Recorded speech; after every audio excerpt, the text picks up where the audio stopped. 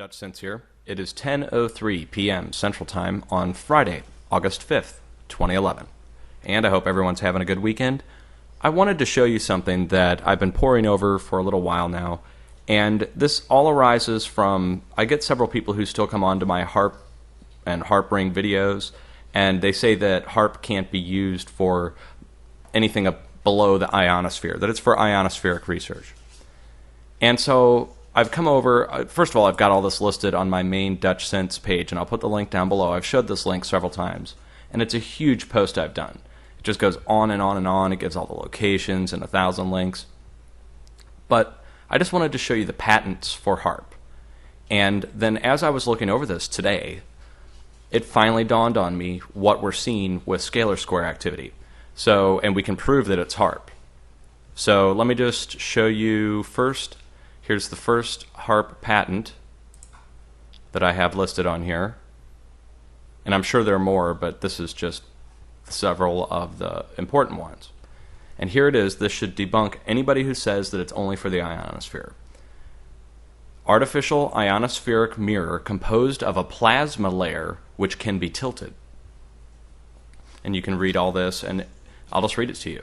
This invention relates to generation of an artificial ionospheric mirror, an AIM, or a plasma layer in the atmosphere.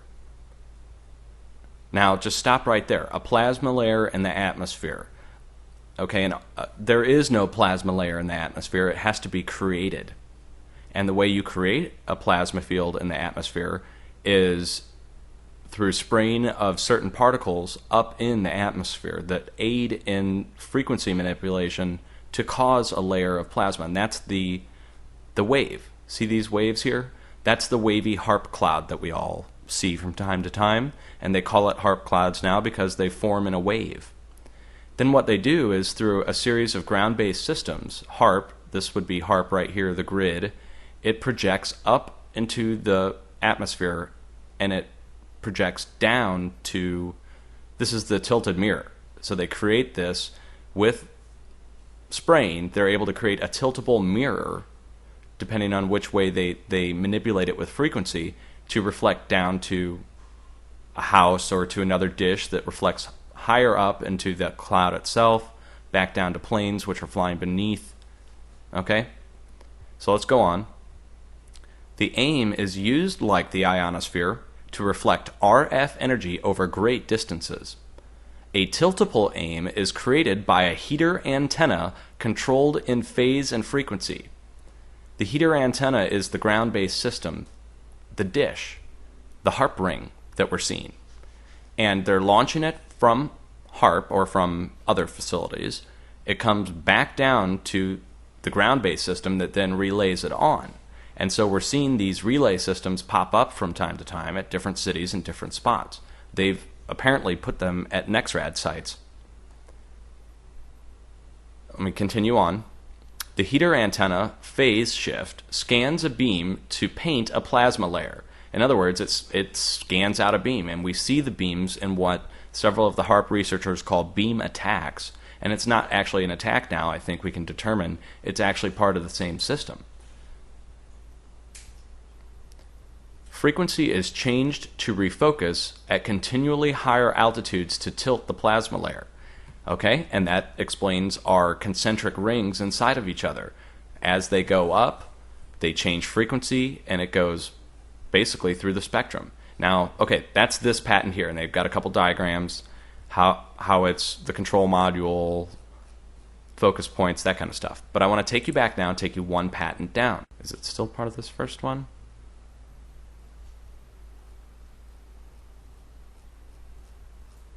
Maybe it is. Okay, it is. It's in the first patent still. Great.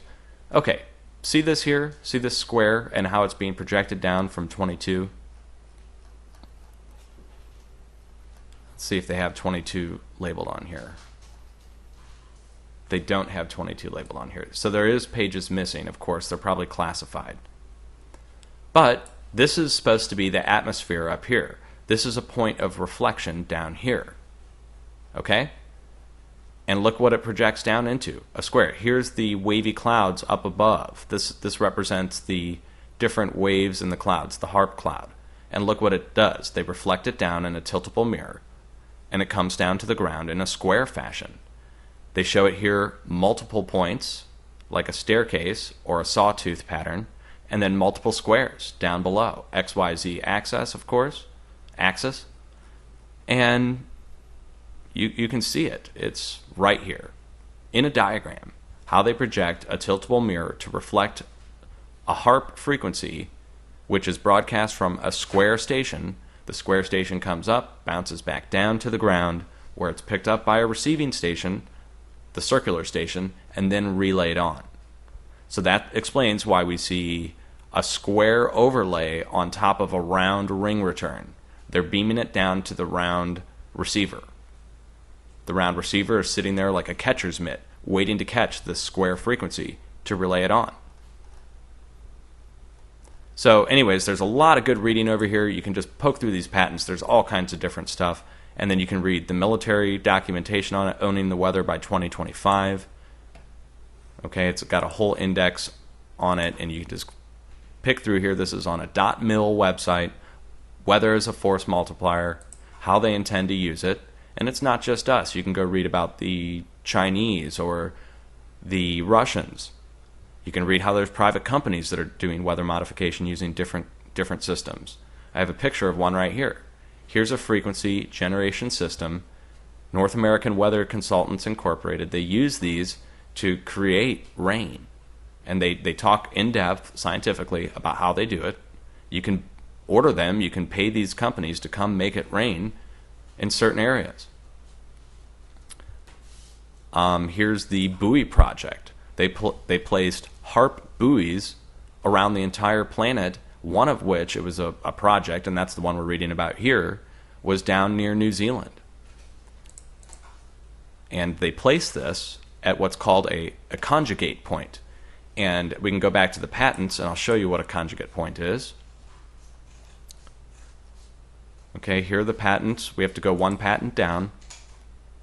Okay, see this right here? This comes up and comes back down to the Earth. Now, as it comes up and comes back down to the Earth, you can imagine the Earth's magnetic field being a whole bunch of these. It's not just one. And the signal from HAARP goes up into these bands of magnetic energy and comes back down to a point on the South Pole and vice versa. And so one of the that's called a conjugate point, the point where it comes back down to Earth. And they can place a relay there, which, if you go read the documentation on the HAARP one-hop experiment, they can bounce it around out here for an indefinite period of time.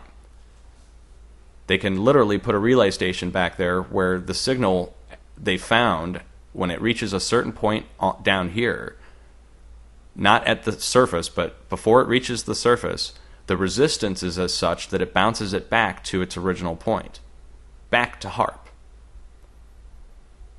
And that's how it works. So they place these buoys around the entire planet to do that at spots where where you can't have a land-based system. So here's another ground-based frequency generator. I've got pictures of HAARP rings, how they create the artificial ionospheric mirror in the atmosphere. I've got station maps of all the Digisonde, Radiosonde, VLF facilities, where they're located, how it's an international consortium of companies and governments doing this. It's not just the United States and HAARP. If you want to control the weather in the United States, you're going to have to start over in Russia, and vice versa. If you want to control the weather in Russia, you have to start in the United States. So it requires a cooperative effort between these different companies, different states, different organizations. Here's an actual picture of the buoy, the HAARP one-hop buoy. Here's the documentation from Stanford.